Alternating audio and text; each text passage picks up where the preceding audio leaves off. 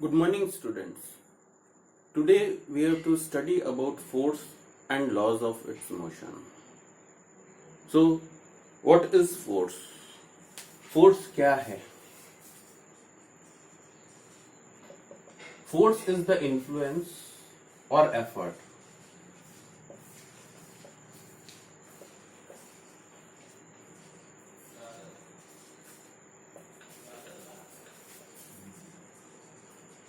that tends or changes the state of object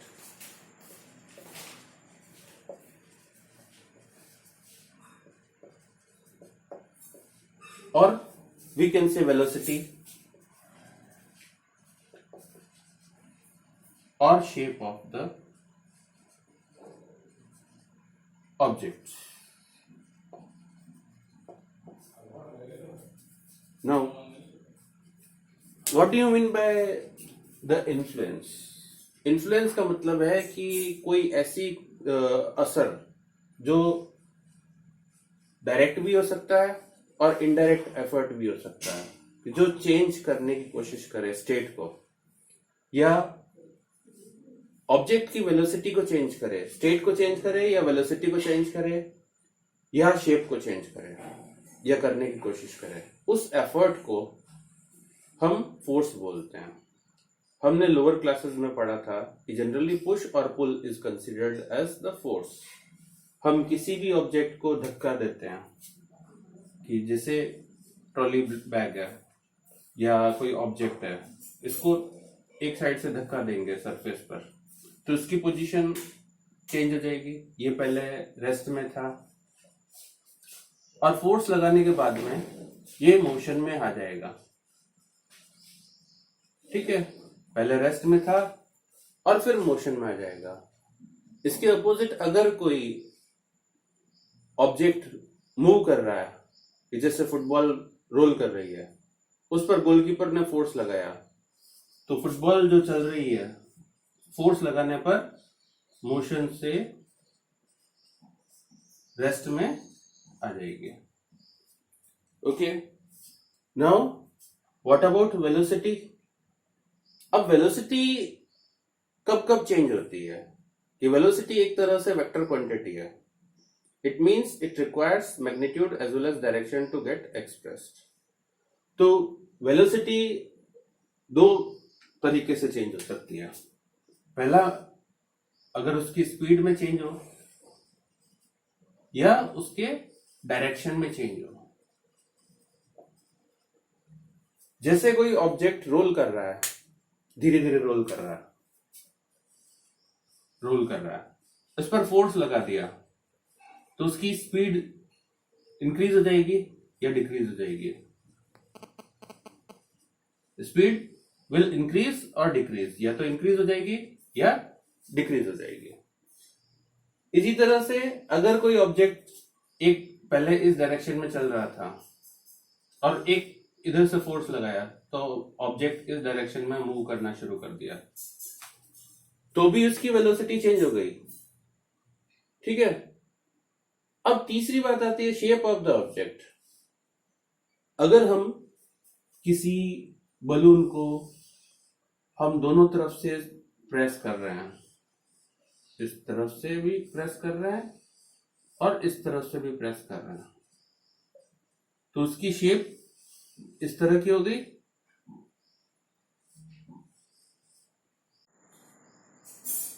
अगर force दोनों तरफ से लग रहा है, तो उस केस में उस ऑब्जेक्ट की शेप चेंज हो जाएगी. तो इसकी शेप सर्कुलर से ओवल हो गई. So this way we can say that if force is applied, then its state, velocity और शेप इज चेंज. इसका दूसरा एग्जांपल हम देखें कि अगर कोई स्प्रिंग है, तो इसको दोनों तरफ से प्रेस करेंगे, तो ये कंप्रेस हो जाएगी, इस तरह की हो जाएगी, तो भी उसकी शेप चेंज हो गई. So this is about the force. Now, SI unit of force is Newton. SI unit of force is Newton, जिसको कि कैपिटल एन से डिनोट करते हैं। और दूसरी तरह से हम ये कह सकते हैं कि ये kg meter per second square भी हो सकता है, कि kg meter per second square को हम न्यूटन भी बोलते हैं। Now we have to study about different types of forces. Forces को हम दो ग्रुप में डिवाइड कर सकते हैं, जो कि बैलेंस फोर्स और अनबैलेंस फोर्स।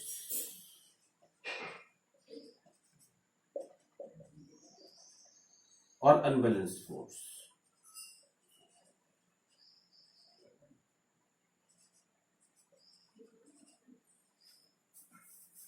उससे पहले हमारे को एक चीज देखनी होगी कि अगर किसी ऑब्जेक्ट पर दो फोर्स लग रहे हैं या दो से ज्यादा फोर्स लग रहे हैं, तो उनका रिजल्टेंट फोर्स क्या होता है। कि सपोज एक फोर्स 2 न्यूटन का लग रहा है और एक फोर्स 5 न्यूटन का लग रहा है, तो इस केस में उनका रिजल्टेंट फोर्स जो होगा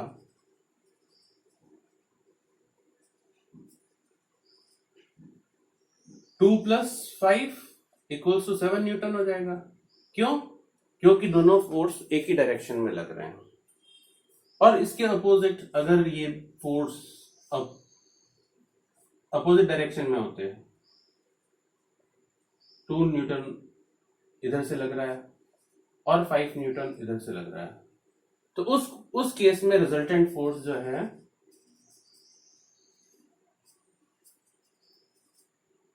5 -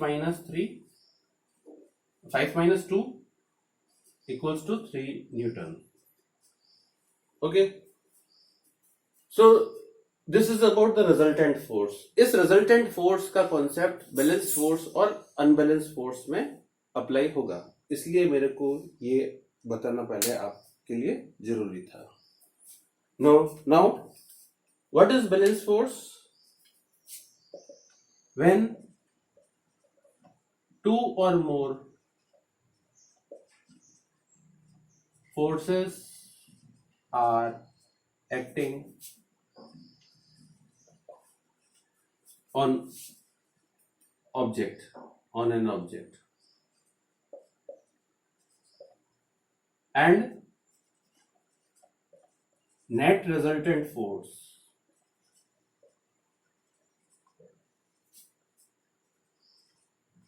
is 0. Such type of forces are called as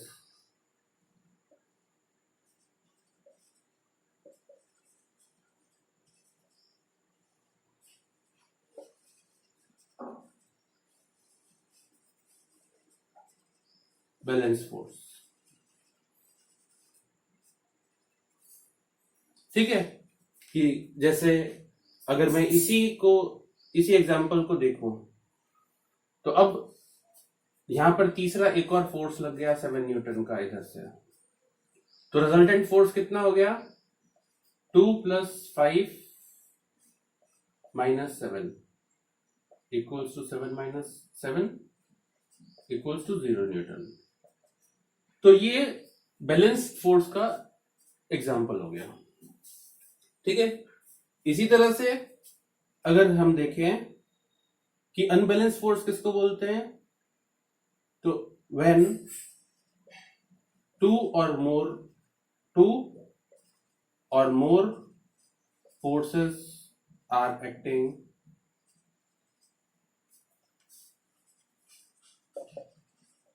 on an object, and net resultant force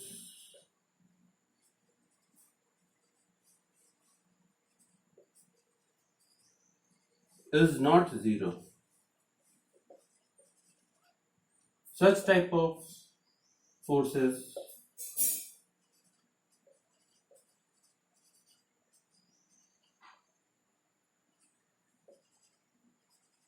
are called unbalanced forces.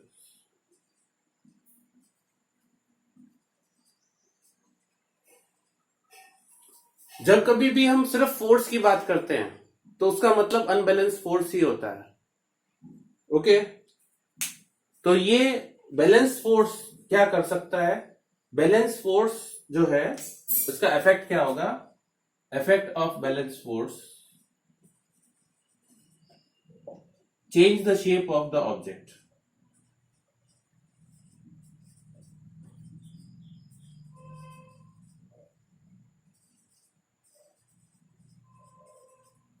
जैसे हमने बलून का एग्जांपल लिया था, स्प्रिंग का एग्जांपल लिया था. और अनबैलेंस फोर्स का क्या इफेक्ट हो सकता है?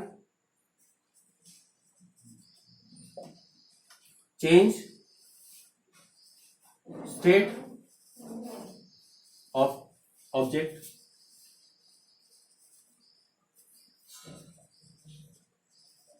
चेंज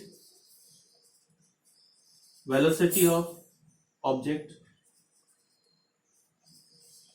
वेलोसिटी किस तरह से चेंज हो सकती है? By change in direction